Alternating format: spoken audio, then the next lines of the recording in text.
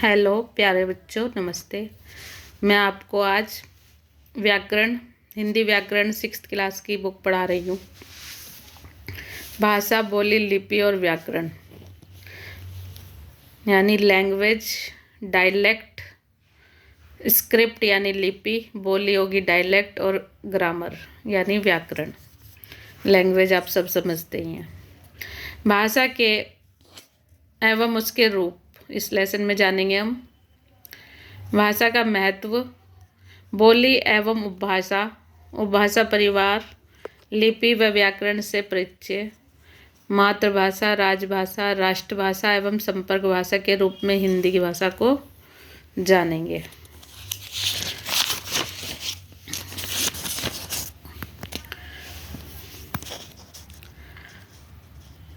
आपने चित्र में माँ बेटी की बातचीत को देखा।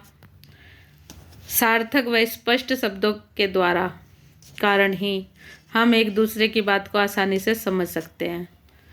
भाषा शब्द भास धातु से बना हुआ है, जिसका अर्थ है बोलना। यहाँ यह ध्यान रखना जरूरी है कि अस्पष्ट व बिना अर्थ वाली ध्वनियों को भाषा नहीं कहा जा सकता।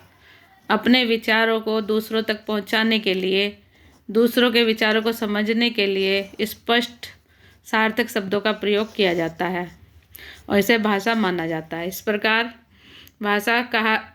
कहा जा सकता है कि विचारों के आदान प्रदान के लिए हम जिस साधन का प्रयोग करते हैं उसे भाषा कहा जाता है।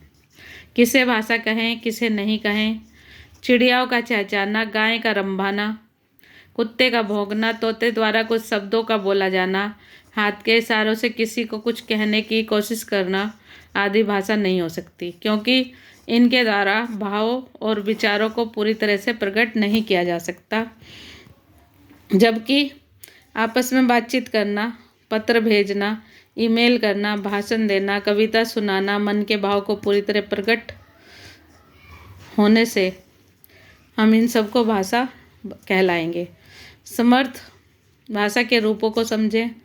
समर्थ हॉस्टल में रहता है और उसकी कक्षा में हुई बातचीत को अपने माता पिता को बताना चाहता है तो अपनी बात को ईमेल, पत्र, एसएमएस या व्हाट्सएप के जरिए लिखकर या बोलकर सही तरीके से किसी भी तरीके से भेज सकता है। इस प्रकार यह कहा जा सकता है कि भाषा के दो रूप होते हैं, मौखिक रूप और लिखित रूप। जब हम अपने भाव और विचारों को बोलकर प्रकट या ग्रहण करते हैं तो उसे भाषा का मौखिक रूप कहा जाता है, जबकि हम यह कार्य लिखकर करते हैं तो यह भाषा का लिखित रूप कहलाता है। समर्थ अपनी बातों को बोलकर लिखकर तो बता दी समर्थ ने, लेकिन वह यही बातें केवल संकेतों द्वारा नहीं बता सकता था, क्योंकि संकेतों द्वारा मन के हर भाव को आसानी से प्रकट नहीं किया जा सकता। इसलिए संकेतों को भाषा का रूप नहीं माना जा सकता।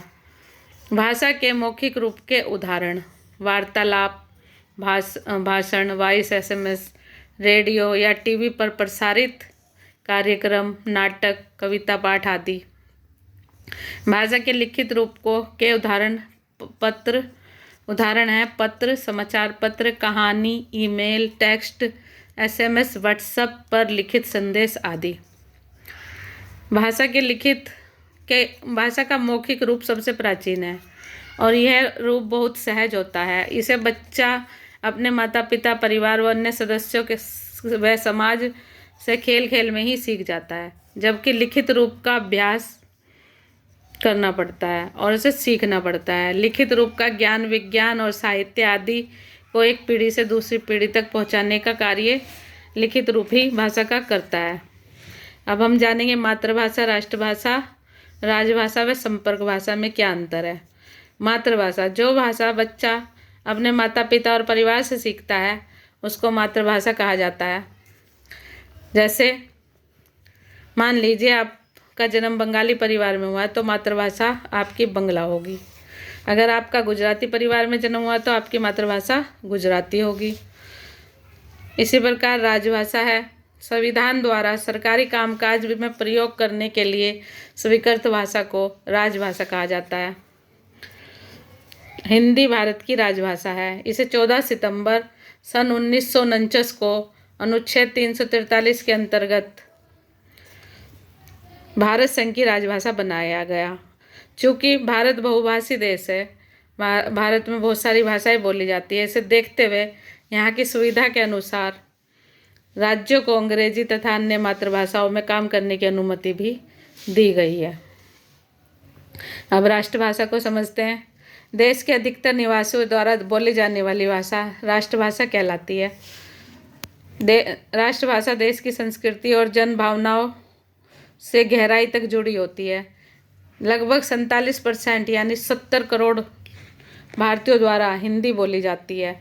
इसी आधार पर हम हिंदी को भारत की राष्ट्रभाषा कहते हैं, किंतु संविधान में हिंदी को राजभाषा का दर्जा ही दिया गया है। विभिन्न देश और उनकी राष्ट्रभाषाएं। नेपाल की है नेपाली, जापान की जापानी है, चीन की मंदारिन या चीनी है, भूटान की भूटानी, इंग्लैंड की अंग्रेजी, अमेरिका की अंग्रेजी, रूस की रूसी और रसियन, जर्मनी की जर्मन। अब संपर्क भाषा को समझते हैं। अलग अलग भाषा बोलने वाले दो लोगों के बीच यह जो भाषा सहायता करती है उसे संपर्क भाषा कहते हैं। इसे सेतु भाषा भी कहा जाता है। भारत में संपर्क भाषा का कार्य हिंदी बखूबी करती है। आप देश के किसी भी कोने में जाएं, यहाँ आप हिंदी बोल रहे हैं, यदि आप हिंदी बोल रहे हैं तो वहाँ के अधिकतर लोग आपके समान हिंदी में तो नहीं, किंतु कुछ प्रचलित क्षेत्रीय प्रभाव वाली हिंदी में जवाब दे देते हैं।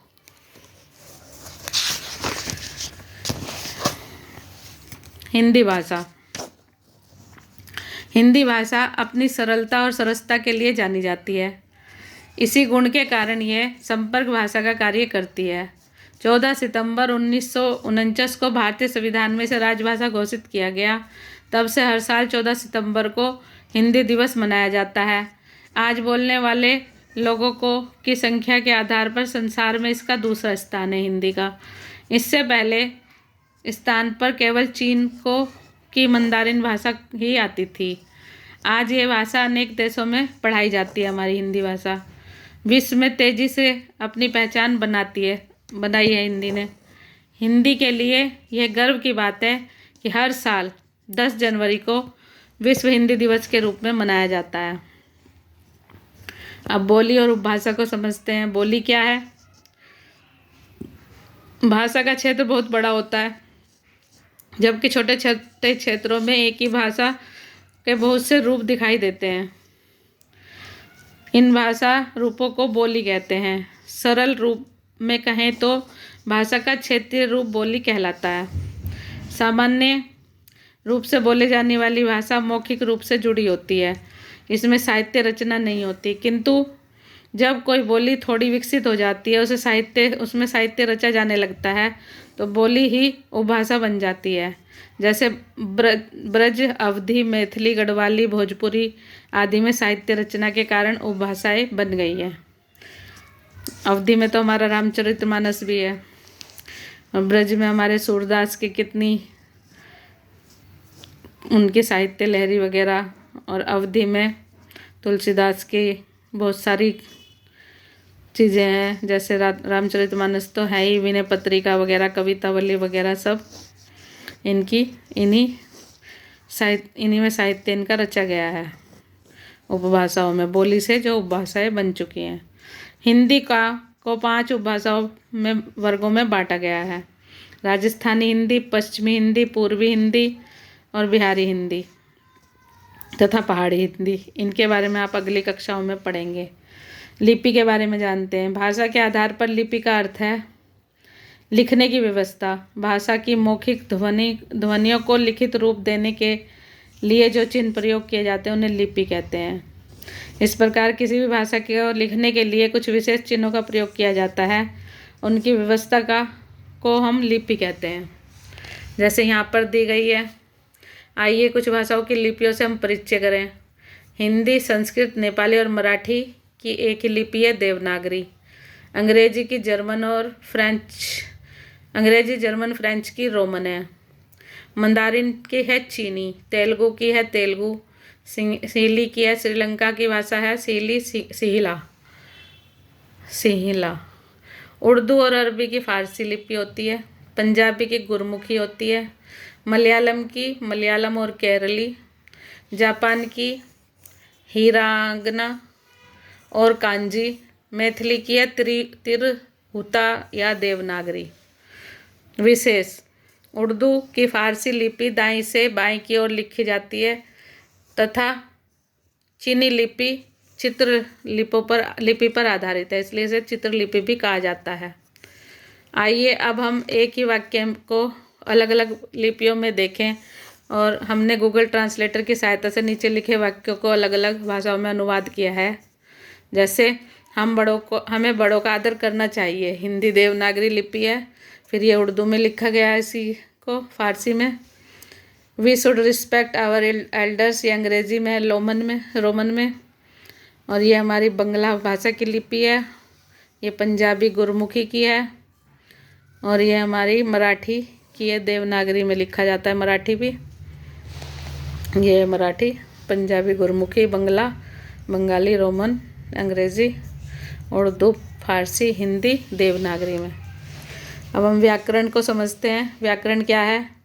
जैसे इस चित्र में दिखाया गया है, बाहर बारिश हो रहा है और इस बारिश का वजह से मौसम ठंडी हो जाएगी।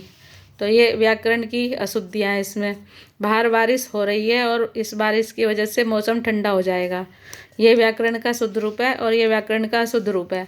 तो व्याकरण के बिना यहाँ दी गई बातचीत विवेक और रोमा है और भाषा के शुद्ध रूप का प्रयोग करने के बारे में बताया गया है इसमें। व्याकरण से ही रीमा की ये गलतियों का पता चल सका है। इसलिए कहा जा सकता है कि किसी भी भाषा के शुद्ध स्वरूप के ज्ञान को कराने वाला शास्त्र व्याकरण कहलाता है। व्याकरण के 3 अंग होते हैं: वर्ण विचार, शब्द विचार और वाक्य विचार। वर्ण विचार में वर्णों तथा शब्द एवं वाक्य विचार में शब्दों एवं वाक्यों का भेद, कार्य आदि के बारे में जानकारी मिलती है। व्याकरण का महत्व: किसी भी भाषा के शुद्ध प्रयोग के लिए उस भाषा के व्याकरण का ज्ञान होना अति आवश्यक है, क्योंकि इसके बिना हम उस भाषा का सही प्रयोग नहीं कर सकते हैं। भारतीय संविधान में यह भी जानना आवश्यक है, भारतीय संविधान में की 8वीं अनुसूची में 22 भारतीय भाषाओं को सम्मिलित किया गया है। ये भाषाएं हैं हिंदी, संस्कृत, उर्दू, गुजराती, मराठी, मलयालम, असमिया, बंगला, कन्नड़, ओडिशा, पंजाबी, कश्मीरी, डोगरी, नेपाली, बोडो, कोंकणी, मैथिली, मणिपुरी, संथाली, सिंधी, तमिल, तेलुगु आदि। पाठ एक नज़र में समझते हैं शॉर्ट में। अब विचारों के आदान प्रदान का साधन ही भाषा कहलाता है। अस्पष्ट व बिना अर्थ वाली ध्वनियों को भाषा नहीं कहा जा सकता। जो बच्चा परिवार से सीखता है उसे मातृभाषा कहा जाता है। जो भाषा बच्चा अपने परिवार से सीखता है उसे मातृभाषा कहा जा सकता है। संविधान द्वारा सरकारी कार्यों के लिए स्वीकृत भाषा को राजभाषा कहा जाता है। हिंदी को 14 सितंबर सन 1949 को अनुच्छेद 343 के अंतर्गत भारत संघ की राजभाषा बनाया गया। देश के अधिकतर निवासियों द्वारा बोली जाने वाली भाषा को राष्ट्रभाषा भी कहा जाता है। संपर्क भाषा को सेतु भाषा भी कहा जाता है। भारत के